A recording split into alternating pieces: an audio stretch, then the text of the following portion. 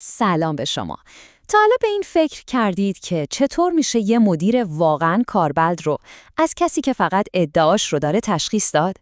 این سوال میدونید یه چالش بزرگ برای تقریباً هر کسب و کاری تو ایران.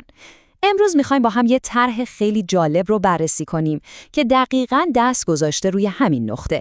یه طرح برای اینکه به مدیریت تو کشورمون یه هویت حرفه‌ای و واقعی بده.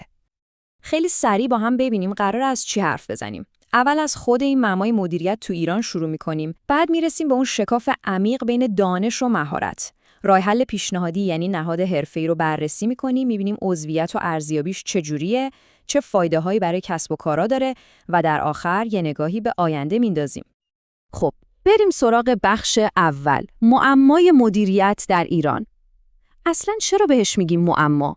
مشکل اصلی کجاست که پیدا کردن یه مدیر شایسته اینقدر سخت شده؟ ببینید، تو زمین بازی مدیریت ایران ما انگار 2 بازیکن اصلی داریم که از هم جدا افتادن. یه طرف فارغ التحصیل‌های دانشگاهی هستند، کلی دانش تئوری دارن، کتاب خوندن، اما خب تجربه عملیشون کمه و مهمتر از اون یه هویت حرفه‌ای مشخص ندارن. اون طرف دیگه مدیرای با تجربه‌ای رو داریم که از کف بازار و صنعت رشد کردن. مهارت عملیشون فوق‌العاده است، اما شاید مدرک آکادمیک مدیریت نداشته باشن که توانایی‌هاشون رو رسما تایید کنه.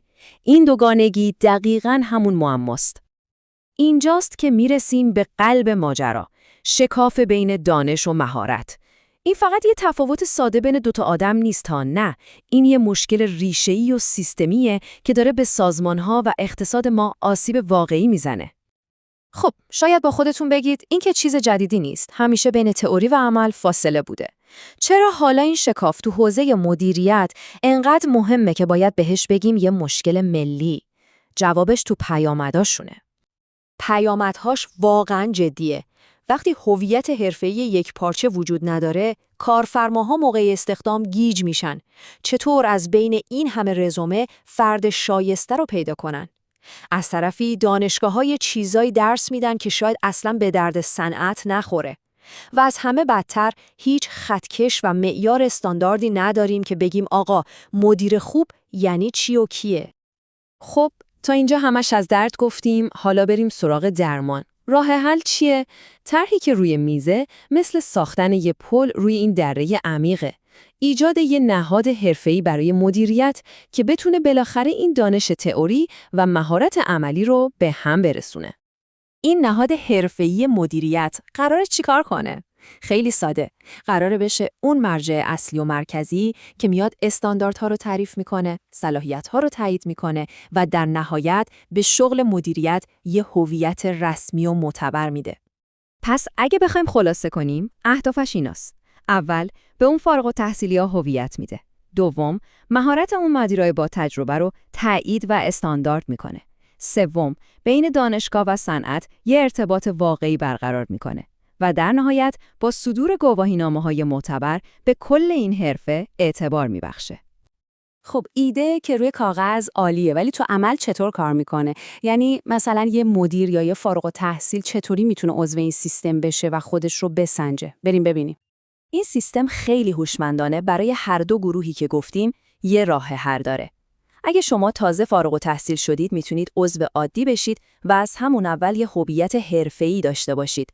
اما اگه میخواید تواناییاتون رو واقعاً اثبات کنید، چه دانش تئوریک و چه مهارت عملی، باید برید سراغ سطح بالاتر، یعنی عضو تایید صلاحیت شده که بعد از یه ارزیابی دقیق یه گواهی خیلی معتبر به شما میده.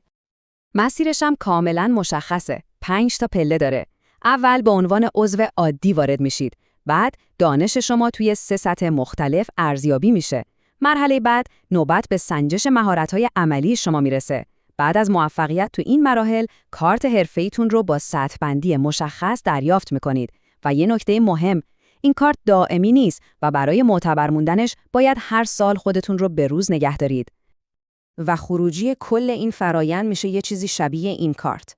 یه کارت حرفه‌ای خیلی شفاف و ساده که دقیقاً میگه سطح دانش و مهارت این آدم کجاست. شما فقط تصور کنید یه کارفرما به جای اینکه یه رزومه 10 صفحه‌ای رو بخونه، با یه نگاه به این کارت همه چیز دستش میاد. دیگه خبری از حدس و گمان نیست، همه چیز شفافه. اما فکر نکنید فایده این طرح فقط برای استخدام کردنه. نه، اصلاً این یه بازی برده که تقریباً همه تو اکوسیستم کسب و کار و جامعه ازش سود میبرن. بیایید دقیق‌تر ببینیم کیا از این سیستم نفع میبرن. در واقع 4 گروه اصلی هستن که از این طرح سود مستقیم میبرند. اول خود مدیرها، دوم کارفرماها و شرکت‌ها، سوم دانشگاه‌ها و مراکز آموزشی و در نهایت تو مقیاس بزرگتر کل اقتصاد کشور. برای خود مدیران این طرح یعنی اعتبار، یعنی بالاخره یه هویت حرفه‌ای شفاف پیدا می‌کنن. گواهینامه‌شون یه مدرک محکم برای اثبات توانایی‌هاشونه و خب این قطعاً مسیر پیشرفت شغلیشون رو خیلی هموارتر می‌کنه. و اما برای کارفرماها این سیستم براشون مثل یه چراغ قوه توی اتاق تاریکه. دیگه لازم نیست با حدس و گمان مدیر استخدام کنن. یه معیار استاندارد و قابل اعتماد دارن که باهاش میتونن با خیال راحت بهترین و شایسته ترین آدم‌ها رو برای سازمانشون انتخاب کنن. خب حالا که با جزئیات طرح آشنا شدیم، بیایید یه قدم بریم عقب و به تصویر بزرگتر نگاه کنیم. اجرای همچین طرحی در بلند مدت چه آینده‌ای رو برای مدیریت توی ایران میسازه؟ این جمله کلیدی به نظرم اصل مطلب رو میگه.